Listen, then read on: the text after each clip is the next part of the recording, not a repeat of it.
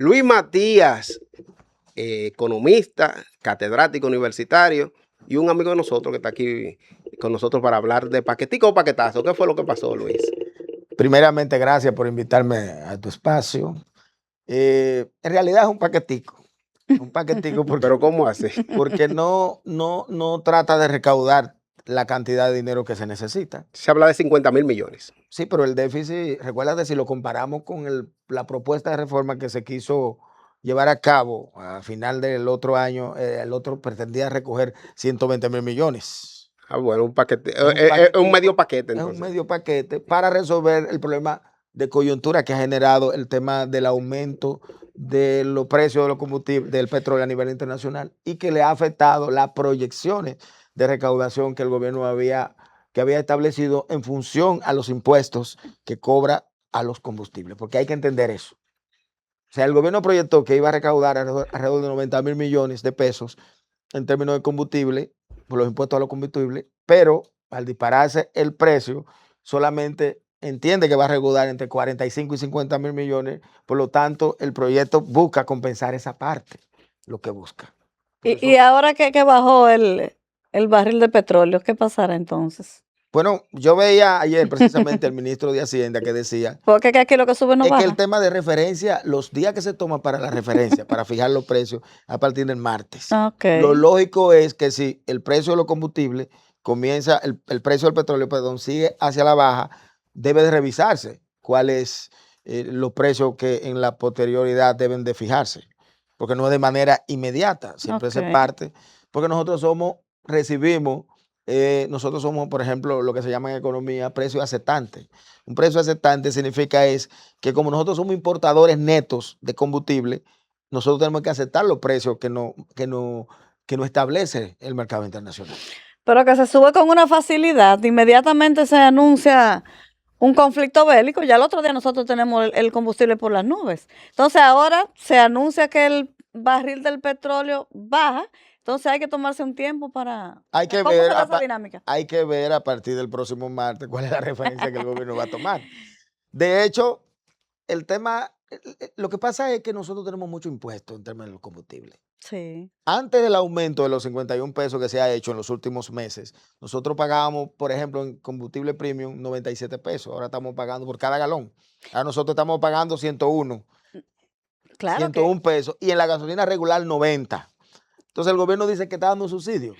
En realidad no es ningún subsidio porque si yo te doy 90 y tú me estás subsidiando 40, en realidad yo tengo un impuesto de 50. es que por galón, por ejemplo, no se ve tan significativo. Yo lo discutía con mi padre hace unos días, que él decía, bueno, pero es que si tú te fijas, lo que aumentó por galón fue tanto. Yo le digo, sí, pero yo lleno mi vehículo. ¿Y cuántos galones coge mi vehículo? O sea, cuando tú lo sumas en los galones que tu vehículo coge para llenar el tanque, es sustancial el 50 aumento. pesos. Luis, una pregunta, ¿qué impacto tiene esta reforma para la población? Fíjate, es que la reforma en sí, cuando tú la analizas, no es tan nociva para los O sectores sea, de clase perdón, media baja. déjame reformular la pregunta. ¿Qué impacto positivo y qué impacto negativo? Ahí voy. Si nosotros vemos esa mini reforma, por ejemplo, libera el anticipo para las pymes, las pequeñas empresas, que es una Sí. discusión de mucho tiempo. Muy bueno. Ahora se va a pagar entre cuotas, no se va a pagar un solo golpe, porque se cobra en función a lo devengado, no a lo recibido. Y eso, ustedes que posiblemente son pymes saben lo que eso significaba, buscar ese dinero antes de verlo Pero recibido. un problema. Entonces ahora tú lo puedes pagar en 3 partidas. El tema de, por ejemplo, liberar la primera parte del salario, que no significa nada, pero movimiento de los 35 a los 39.000, esos son Sí.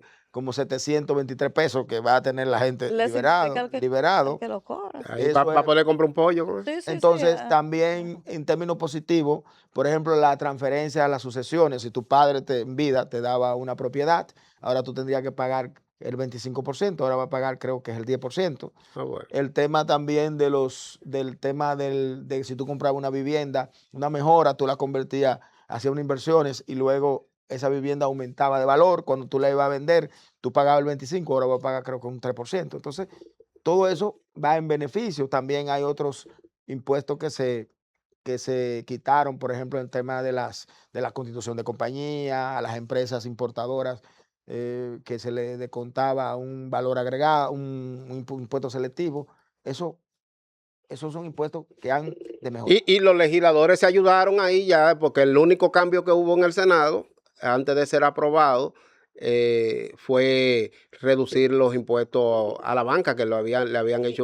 El tema de grabar, entonces la parte que se ha grabado, cuando tú la ves, tú te das cuenta que, por ejemplo, está grabando al segmento de la población que tiene mayor ingresos. Tú hablas de las grandes empresas que representan como un 8%, él le está grabando de un 27 a un 30%. Esas son las de que más de 1.000 millones, Exacto, la que tiene mayor ingreso. Pero entonces mi pregunta, ¿y a quién se le traduce? Al final se le va a transferir al consumidor ese aumento. Eso es lógico. Se le traduce ese aumento? Se le va a transferir, porque uno de los problemas de los impuestos es que son transferibles. Porque el que fabrica aceite no va a asumir eso sino lo va a transferir al costo. Va a vender el aceite más caro. Va a transferir al costo de producción. Y lógicamente lo va a pagar el consumidor final. ¿Y está contemplado en esta reforma los préstamos inmobiliarios? ¿Escuché algo de eso? Sí, que no iba al financiamiento del término inmobiliario, tampoco se le estaba quitando los impuestos, y también a los seguros de vida, que es un problema que en otros países no lo tienen. También, por ejemplo, el tema de grabar los cigarrillos electrónicos, eso también tiene un impacto. Eso deberían subir en términos de la salud. O allá. sea, cuando nosotros vemos, la reforma no golpea tanto de manera directa, pero siempre al final se va a traducir. Diferencia de esta y la otra, que la otra fue una reforma muy técnica, muy abarcadora, y esta es una reforma que tiene un poco de lo que nosotros llamamos economía política, que en el fondo no están, como usted dice, no van a transferir el cobro de los impuestos, porque los grandes empresarios lógicamente van a transferir el precio al final, pero por un lado nos están dando otras cosas, porque el gobierno lo que está tratando es, por la coyuntura, en una coyuntura como la que nosotros estamos viviendo, tú no puedes implementar una reforma, porque tú tienes un sector externo muy convulsionado, hay una incertidumbre en términos internacionales y tú no sabes qué va a pasar. Por lo tanto, tú no puedes meter una reforma en esta coyuntura partiendo de la experiencia que hemos visto. Si nosotros miramos en la región, todos los países que han querido implementar reformas han tenido una revolución social. Así es. Chile, Colombia, todos. ¿Por qué? Después del COVID la gente está muy sensible.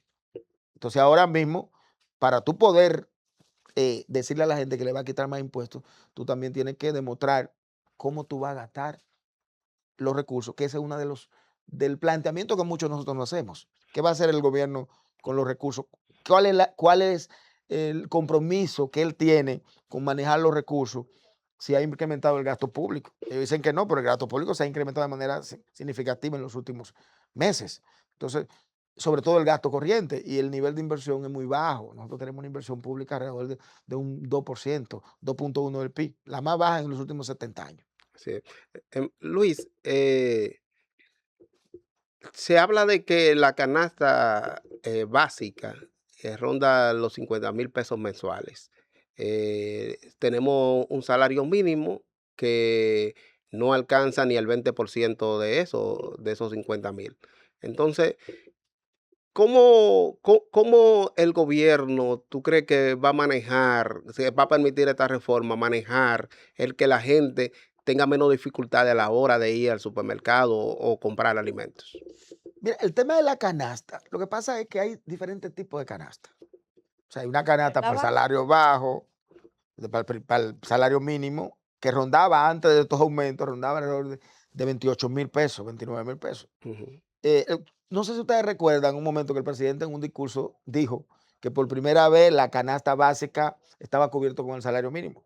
Yo escribía un artículo y decía, y le demostraba con los datos que Hacienda, que tenía el Ministerio de Trabajo y todos los datos que teníamos disponibles, que no cubría. Que el quintil más bajo, que la canasta ronda entre 28 y 29,000 pesos, solo cubría alrededor del 92%. Decía que no daba. Porque hay tres tipos de canasta. Hay una del ingreso mínimo, hay una de clase media y una de clase alta. Esa canasta que se está refiriendo que ronda los 50,000 pesos es la canasta del quintil mediano. Porque esa en su momento costaba 43,000 pesos. Sí. Cuando nosotros miramos el tema de la inflación, que ha sido uno de los elementos que ha golpeado después del 2020 a la fecha, a la familia. Nosotros lo vemos en el día a día.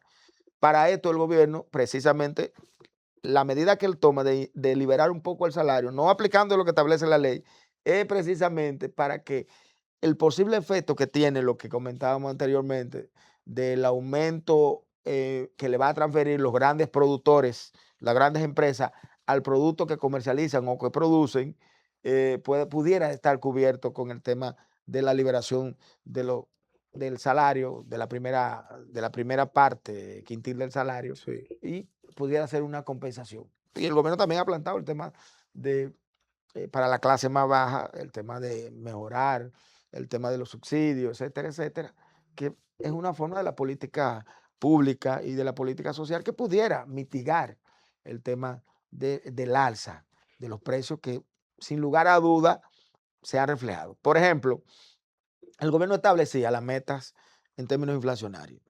Establecía que la meta entre 4 1 más, es decir, lo que está estableciendo entre 5 o 4% el aumento de los precios. Pero ya la meta se rebasó y se estaba proyectando que podíamos tener inflación por encima del 10% de 2 dígitos. Ya anda alrededor casi de 6%, si veíamos la información que daba el Banco Central. Eso es un elemento que va en correlación a lo que tú estás planteando. Ok. Bueno, yo creo que el gobierno va a tener un gran ejercicio en demostrar a la población, tanto de que esa reforma va a ser de ayuda para que la población logre mejorar se le mejore la crisis, porque así es que se llama el proyecto, un plan de recuperación y mejora de crisis. Pero eh, sin embargo, estamos viendo gastos que en el gobierno que muchas veces contradicen esa austeridad a la que se está llamando. La calidad del gasto. Lo que se ha hablado siempre es mejorar la calidad del gasto.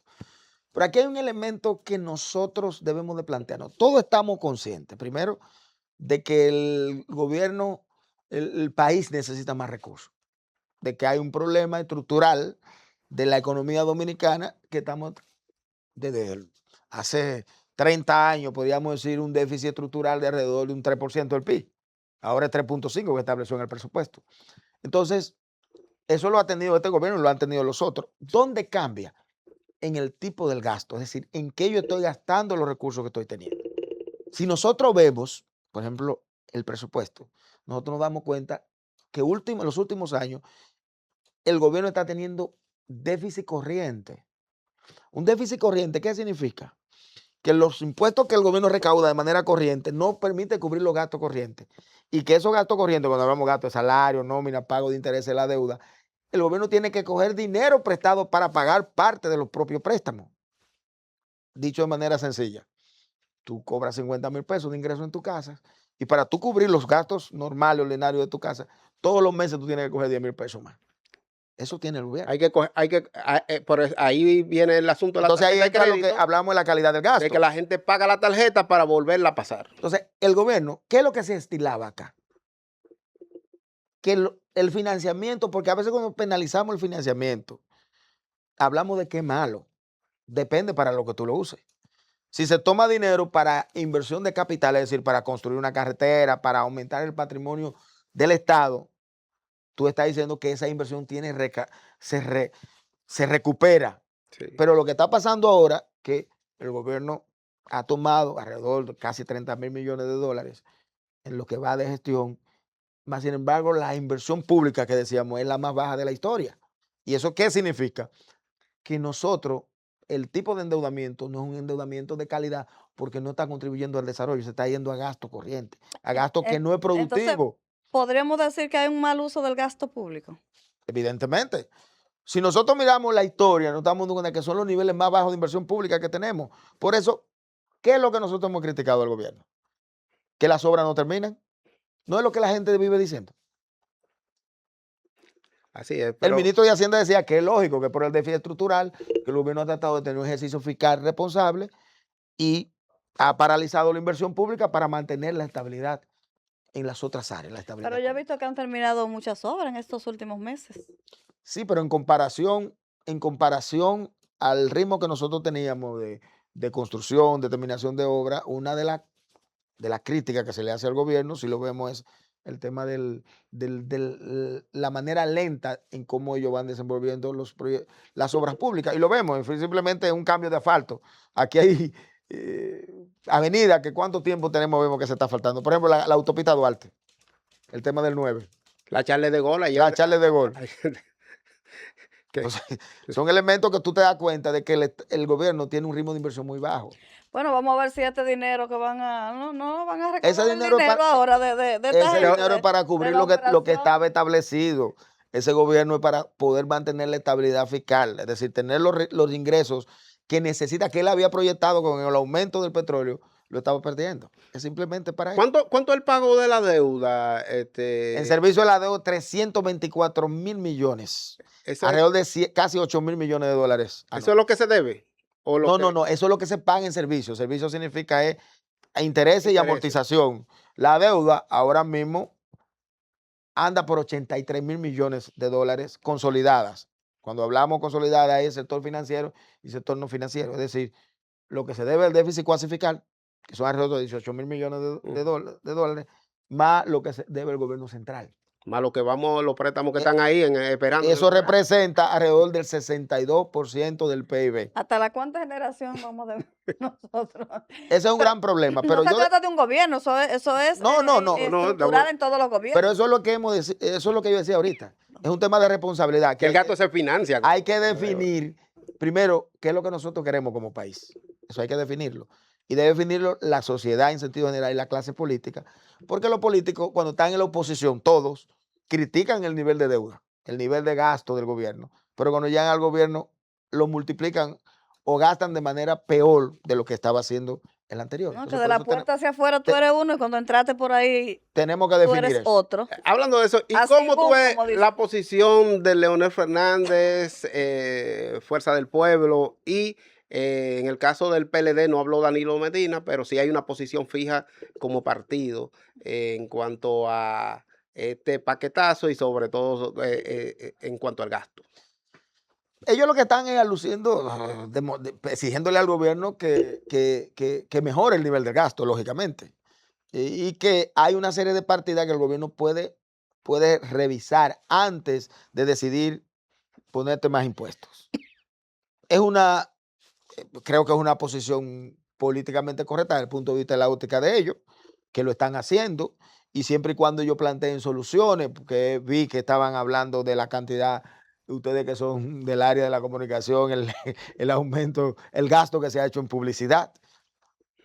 Escuché que el gobierno tenía alrededor de, no sé si eran 300,000 millones de dólares, no sé si era en intereses, ganando intereses en el Banco de Eso Reservas. es un dinero que se ha cogido de préstamo y que lo tiene congelado. Eso pasó, y eso el gobierno se ha caracterizado por eso. Cuando el gobierno llegó por una mala formulación presupuestaria, tomó un dinero que no lo tenía previsto para usarlo y tuvo que guardarlo en un momento. Mira, si en los el gobiernos banco. fueran tan buenos cuando están en la la oposición. silla, que cuando están en la oposición fuera un éxito, señores, tuviéramos un país maravilloso, pero en la oposición son uno y en la práctica cuando llegan al poder son otra cosa, porque vemos ahora la oposición Eso es política 2.0. haciendo las críticas y quizás criticando cosas que en el pasado ellos Hicieron. cometieron y que hicieron también. Entonces, en este sistema político dominicano, nosotros somos muy dados a realizar campañas políticas desde la crítica hacia el otro, de lo que el otro no hace o deja de hacer, y no se centran en una propuesta que el pueblo, que la población quiere escuchar, que tú me propongas algo diferente a lo que está haciendo el otro. Entonces, muy bien que en campaña proponen y propuesta, pero cuando llegan ya la cosa automáticamente cambia. Entonces, sería muy bueno que de cara al 28, estos opositores que ahora están diciendo que haga, que no haga, que hizo, que no hizo, pues que hagan lo opuesto, que hagan la cosa bien. Porque tenemos desde que yo tengo uso de razón, desde que yo voto, de mi primer voto, en la misma cuestión.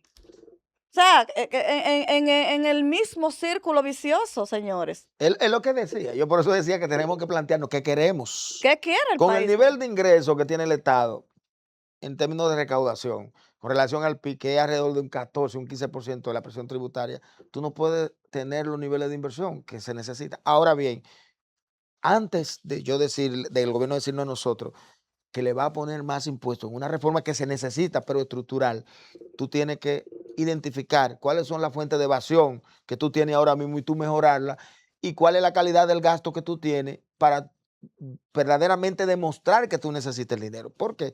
Porque lo que se ha estado haciendo, y voy en concordancia con lo que usted decía, los gobiernos dicen que no tienen dinero, pero se manejan como el que tiene que le sobra. Así es. Gastan como el que le sobra. Por ejemplo, aquí ahora se van a hacer unos juegos que van a costar una millonada y el Centro Olímpico está desbaratado completo y hecho de nuevo. Entonces, tú estás viendo, y en cualquier actividad los gobiernos gastan cantidades de millones de dinero, de pesos, que no, el Estado no genera dinero por sí, nos lo saca a nosotros.